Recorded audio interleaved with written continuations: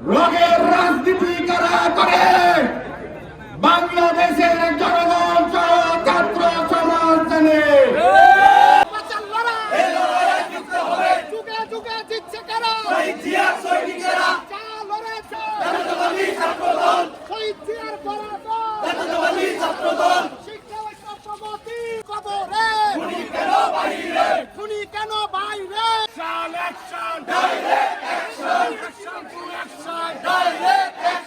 আমার ভাই কবরে, খুনি কেন বাহিরে, খুনি কেন বাহিরে, আমার ভাই কবরে, আমার ভাই কবরে, আমার ভাই মরবে কেন, আমার ভাই মরবে কেন, শাসন করবে, আমার ভাই নিহত কেন, শাসন করবে, আমার ভাই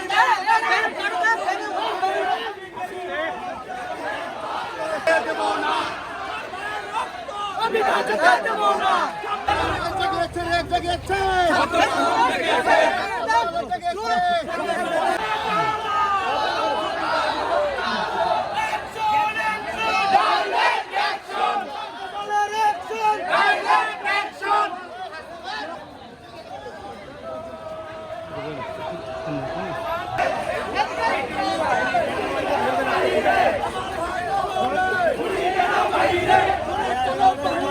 আমার ভাই কবরে।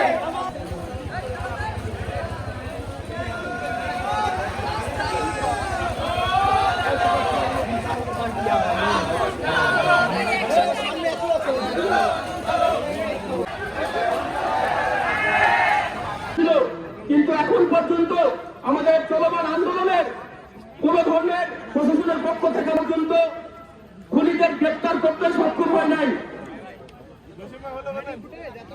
আমাদের মধ্যে বক্তব্য রাখবেন রাজশাহী বিশ্ববিদ্যালয় ছাত্র দলের কর্মসূচির সভাপতি বারবার কালেঞ্চিত নেতা ঢাকা বিশ্ববিদ্যালয়ের মেধাবী শিক্ষার্থী সাম্যকে যেভাবে হত্যা করা হয়েছে, তার পায়ে নার্ভের রোগে আহত করে চাকু দিয়ে কুপিয়ে আহত করা হয়েছে। বন্ধুরা, রোগের রাজনীতি কারা করে? বাংলাদেশের জনগণ সহ ছাত্র সমাজ জানে।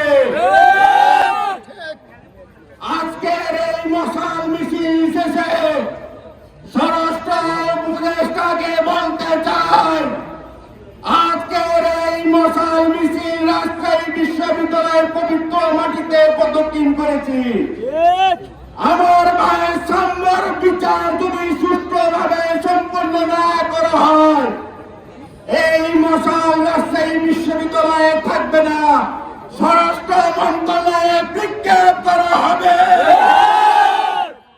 স্বরাষ্ট্র মন্ত্রণালয়ে মশাল বিজ্ঞাপ করার পরে দরকার যদি পড়ে ছাত্র দলের নেতাদেরকে আর কোন রক্ত ধরে সেই রক্তের বিনিময়ে মশাল আমরা যমুনাতে নিক্ষেপ করব। ঢাকা বিশ্ববিদ্যালয়ে সাম্যকে নির্মমভাবে হত্যা করা হলো। এখন পর্যন্ত ঢাকা বিশ্ববিদ্যালয়ের প্রশাসন নীরব।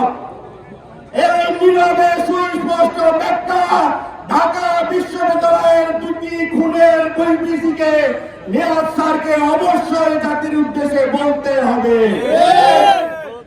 ঢাকা বিশ্ববিদ্যালয়ের ভিসি নৈতিক অধিকার নাই।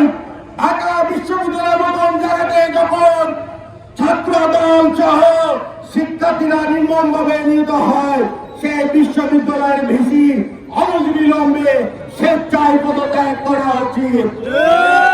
আমরা এখান থেকে উদাত্ত আহ্বান জানাবো, আপনি সসম্মানে পদত্যাগ করুন, নাহলে ঢাকা বিশ্ববিদ্যালয়ের হাজার হাজার শিক্ষার্থী যারা পতিত স্বৈরাচার খুনি হাসিনাকে বাংলাদেশ থেকে বিতাড়িত করতে বাধ্য করেছিল, আপনার চেয়ার কিন্তু ছুঁড়ে ফেলে দিতে একটি সেকেন্ড লাগবে না।